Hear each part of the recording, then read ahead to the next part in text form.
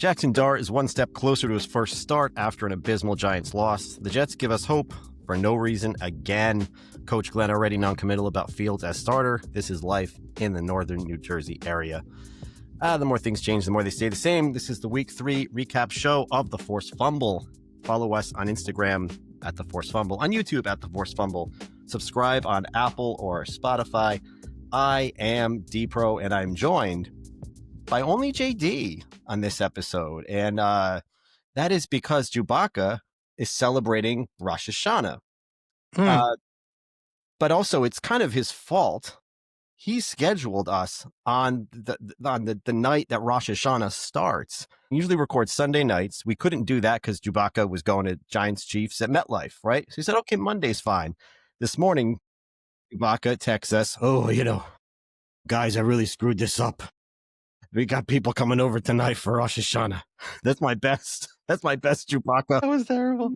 I love the fact that he's hosting something like the annual, like, let's host 12 people and pretend I enjoy it festival for Jewbacca this year. I'd love to be a fly in the wall for this celebration. That he Bring had your no own idea brisket was even happening, right? I mean, this is basically like if we had orchestrated a recording for like Christmas Eve at midnight. This is basically the same thing, right? True. Good point, man. Hey, we're gonna miss our buddy Jewbacca on tonight's episode. However, we're gonna have some fun. We're gonna talk this week about where we've been wrong. So we are now 3 weeks into the season. So where the collective royal we has been wrong about our predictions going into the season. We're going to be looking at, unfortunately, the Jets and Giants games, and we're going to introduce a new segment called the Scramble, where each of us picks anything at all that we are just tired of and pissed at. So what we were wrong about, JD, and we're wrong about a lot of things. Just ask our wives, right? Yeah, exactly. But I'm going to start by saying I was wrong by picking the Packers in Jewbacca's survivor pool. Yeah, you were. 3 weeks. I've always said, like, I'd rather lose week 2 or 3 than lose week 10 or 11. And like, just like the Jets, like, don't give me hope. Just kill me right away. And I have to say, I considered the Packers, but they were one of those teams where I was like, oh, you know what? I want to save them for later. And I took the Seahawks. So luckily I'm moving on, because it's one of those situations where when else am I going to take the Seahawks? I don't trust them in any other scenario other than hosting the New Orleans Saints. Yeah, see that, and that was a great pick. I mean, Seattle was one of the big blowouts this week, right? That there was one person in our pool who chose the Falcons. Oh, what a dummy! Your team, your shit the bed team that so far you've been completely accurate about Michael Penix has so far been a disaster, and they got shut out. I feel like if you pick a team in Survivor and they get shut the hell out, you should never be allowed to join a Survivor pool again, or at least this one, right? D-Bro, one thing I wanted to ask you about was the fact that you're out thanks to my rival, the Packers, being a Bears fan. Are you going to go full degenerate here and buy back into this eliminator pool now that I think the window's still open for you to do that? No, I don't do that, JD, because I'm the type of person, if I'm going to, say I'm in a carnival with my kids and I go up and play like the shoot the water in the clown's mouth game. If I lose once, I'm good. I have a bit of addictive personality, but not when it comes to losing money, right? So once I lost $5 or $10 on one of these stupid games, I'm done. I'm moving on. I know that my chances are not any better the more I play. It's just not a thing for me, so I was wrong about that. But honestly, a little relieved to be out of the thing. I was following that on Red Zone, and I'm like, yeah, they're not doing enough here. They're leaving the door open. When you leave the door open for teams, they're going to walk in, they're going to beat you. So that's what happened. Another thing that we've collectively, I would say the collective fantasy football community has been wrong about, JD, is the rookie running backs being immediate fantasy studs. We had guys like Ashton Genty, Marion Hampton, RJ Harvey, Travion Henderson. People guy like Genty, that's a first round pick. You got to spend first round capital on a guy like that. And you have other guys. Travion Henderson was getting drafted in the 3rd round. There's not a lot of ROI here, is there? No, rookie running backs, they often come with a free side of learning curve.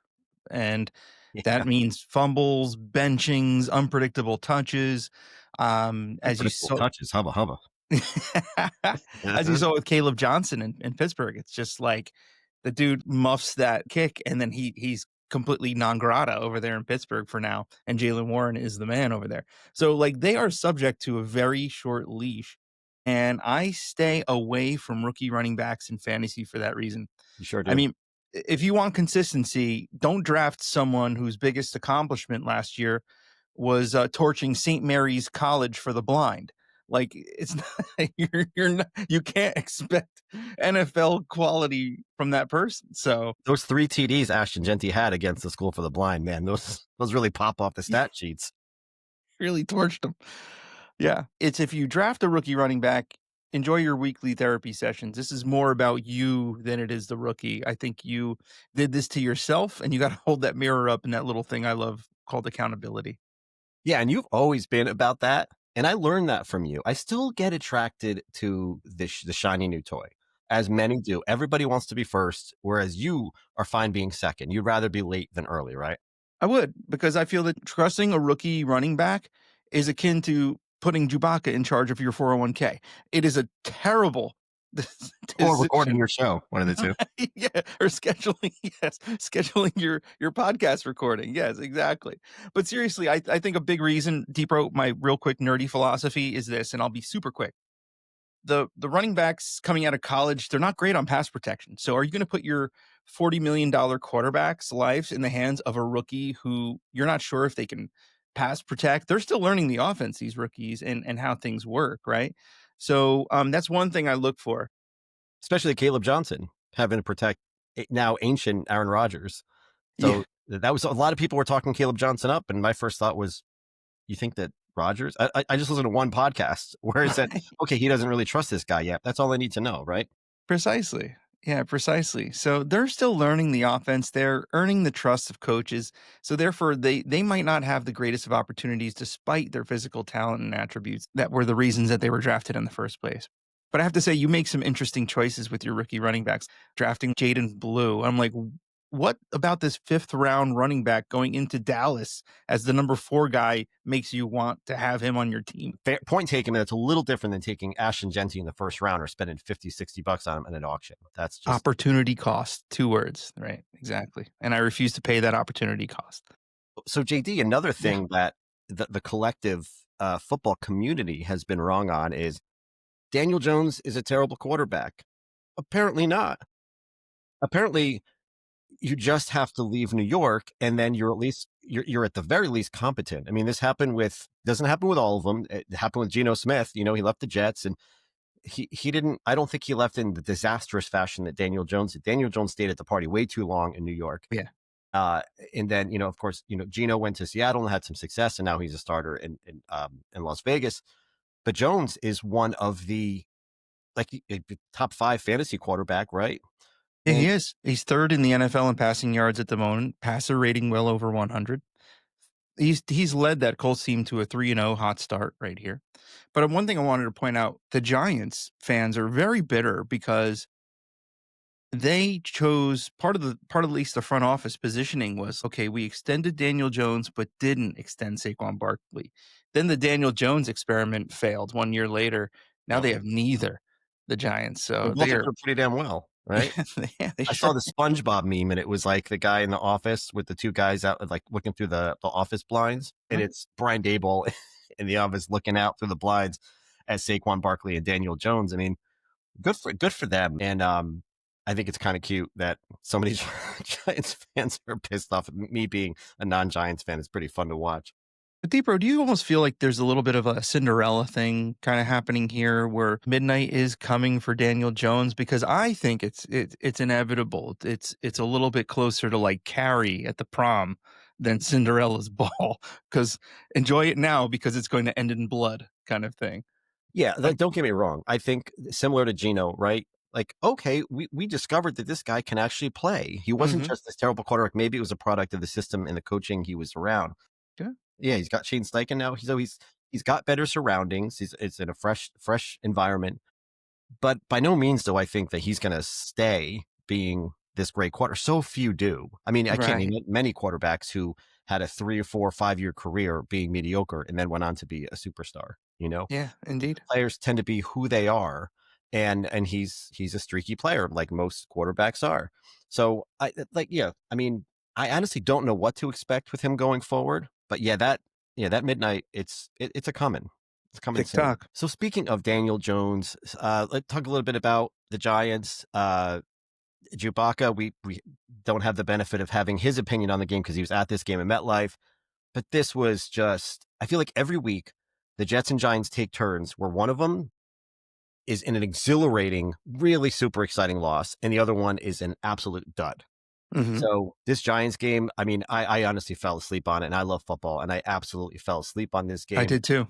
It was an atrocious display of offense from both sides. Yeah, there was nothing. It just football. I don't Nothing know, there. man. This was not if like my daughter's a big Taylor Swift fan, right? So whenever there's a Chiefs game on, she wants to watch it, see if she can spot Taylor. But I was almost embarrassed. Like I don't even want her in the room because I want her to think that this is the kind of stuff that I watch, right?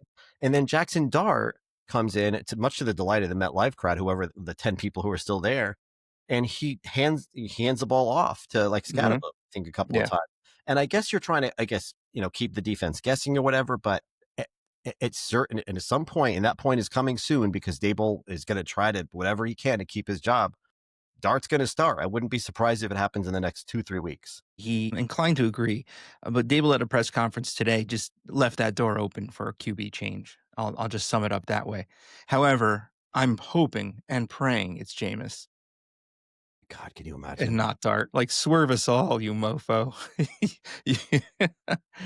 Just walk the plank, man. You're at the tip of the plank, Dable. Just put in Jameis Winston, please.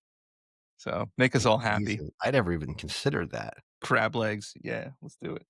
Let's get Yeah, weird. I mean, but speaking of QB change and being non-committal, Aaron Glenn, coach of the Jets, was also non-committal when asked if Wentz Fields is cleared from concussion protocol, is he your starter? And he gave some wishy-washy answer about, well, I got to check with the coaches. You're the head coach. Like this is your decision. So he's already giving a non-committal answer. Usually it's, you know, yeah, he's healthy. He's a starter. This is 3 games into the season. His third game as a Jet.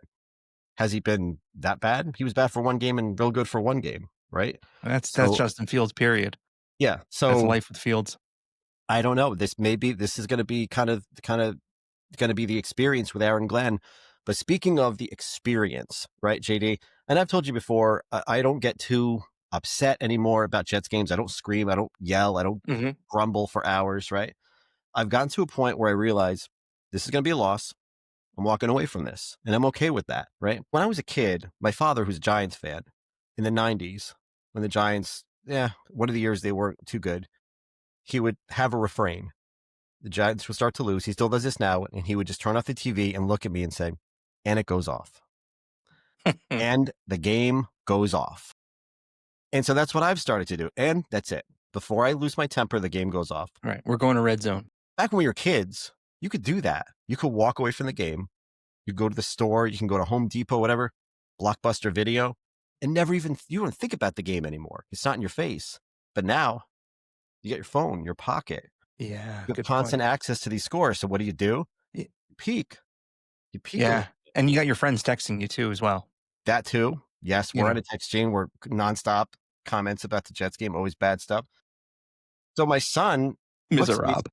you know, my son looks at me and says, it's only a 10-point game. I said, Antonio, it might as well be a 40-point game. They are not in this game. Like they can't control the blitz. Like Tyrod Taylor's doing nothing. They're not going to win this game. Trust me. So he said, let's just turn it on and see. Could they turn it on?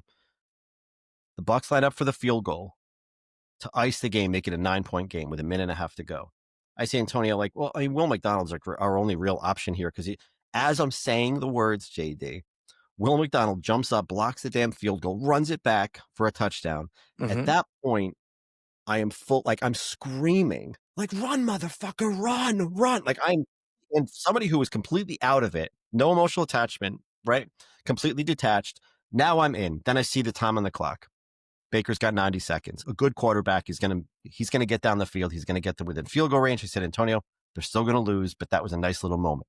So it And was a one nice thing that didn't help was the fact that this whole new return positioning too. I almost feel like every team starts from the 40 at a minimum. 100%. Yeah. So you got to, okay. And every kicker can make like a 60-yard field goal now.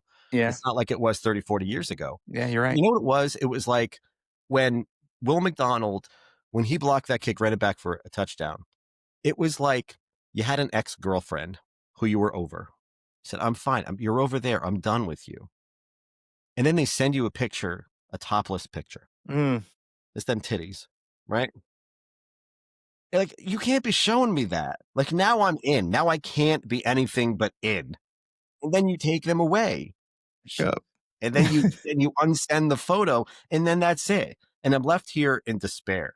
So that's kind of how I felt about that game. I wasn't surprised, but yeah, I was just pissed off that they made me believe for only a couple of minutes. I didn't for a second. I was watching it real time, the whole thing, at the end there, and I was like, "No, this is not happening. There's way too much time on the clock." And Baker Mayfield, speaking of surprise, everyone wants him to be like another notch down, another notch down. No, he's not going anywhere. He's still gunslinging, and he did it right there in that moment. So anyway, So, JD, this is a new segment I'm introducing called the Scramble, right? This is a completely open ended segment, allows us to talk about anything, things that bother us in our lives, and then open it up to discussion, right? So, I am going to give you the opening here to start us up on the script.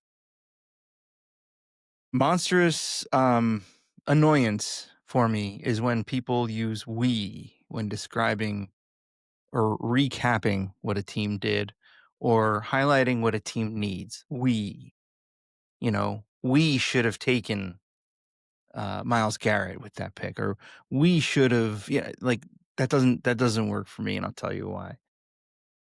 With the whole we thing, what position were you playing? Couchbound crotch scratcher? Like what is your position? It's adorable. It's really adorable. Did your contribution to the victory come before or after your third trip to the fridge for pizza rolls?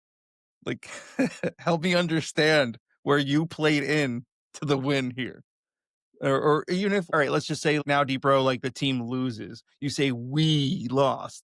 But the only thing you and that team of yours actually have in common is that someday both of your hearts are going to stop working mid season.